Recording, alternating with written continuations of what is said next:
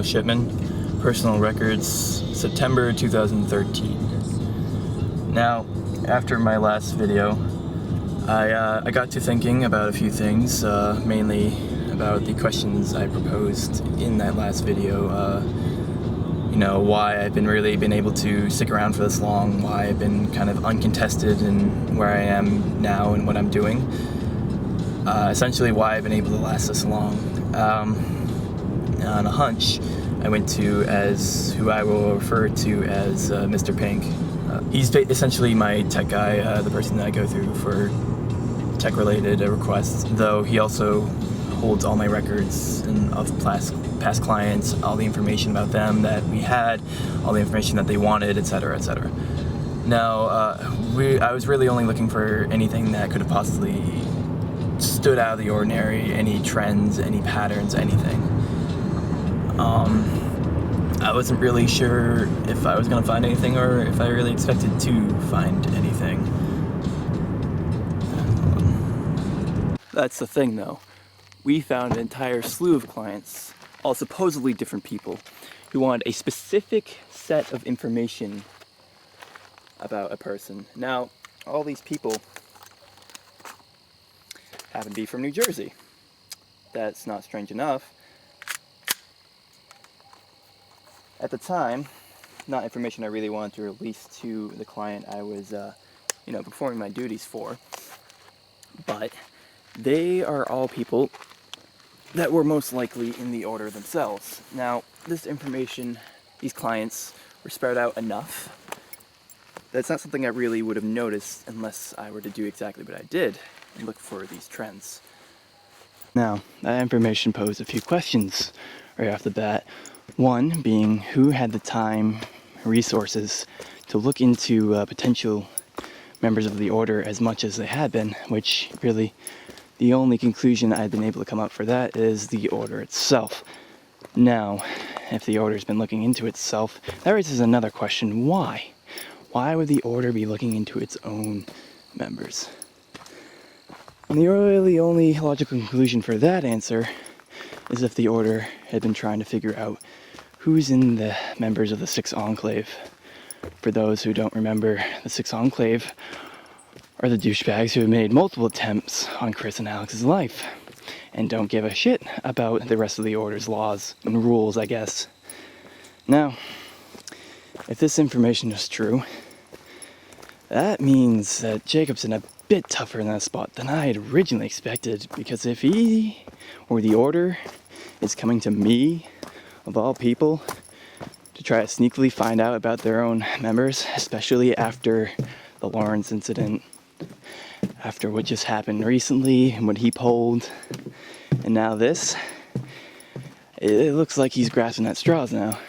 So essentially what that information means, however, and as much as I really don't like to admit to it or like to say it, is that the order has been using me for their own ends meet, but it does explain a few things. It explains why I've been met with little to no resistance for this long, and why I've been able to continue on as I have been. But it's simply, they have a use for me now. I guess I'll take it as it is. However, the more I thought about it, the more I realized this sort of provides a unique opportunity for me. Because if you think about it, there are one of two things that Jacob and the rest of the order would do if they figured out who is in this Sixth Enclave. One is that they'll just silently take them out of the picture, remove them, get rid of the issue. Or two, and the more likely option, is that Jacob will make a spectacle out of it. He'll use this enclave as an example to the rest of the order to kind of put things, back in place. You know what? He'll probably even use some religious scare tactics behind it.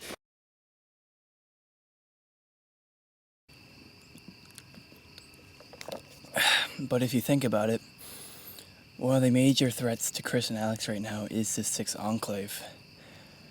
If they are kind of taken out of the picture, the rest of the order can't lethally touch them, and the really only threat that remains for them in terms of lethal is their god. So having the 6th Enclave figured out who is in it and taken care of provides a lot of help for the two of them. The reason why I say this presents me with a unique opportunity, and it does, is that if I were to continue going on as I have been, doing what I've been doing, and if I were to help figure out who is in the 6th Enclave, then that eliminates a giant threat to Chris and Alex. Now, I'm sure they don't want to use me for help, and I sure as fuck don't want to help them. But we both get something big out of this. Now, I'm originally thinking of keeping this footage as my own personal documents, own thoughts, whatnot, because frankly, I don't know what would happen if I did release this, what the Order would do, and more importantly, how the 6th Enclave would react. But the more I thought about it, the more I realized the 6th Enclave wouldn't be able to come after me. Why, you may ask? What do you think would happen if all of a sudden you had members of a particular group, chapter, enclave, just heading up and coming over to New England, the Northeast, and then all of a sudden either stuff happens with me or they hear about it? That immediately pins who's in your enclave. So the way I see it, this might actually stir things up in my favor. Yes, there are consequences to releasing that I know this information and putting that out there, but the rewards might just be worth it. Yes, I'm at the drop point already. I'm just waiting on you. Yeah, well, I've got places to be and things to do. Well, I don't like these public drop points just as much as anyone else, but we gotta get it done, so. Actually, you know what? Humor me. Can you put to the 3rd variation for me? What? No, nothing's wrong. For now. Nothing. Yeah.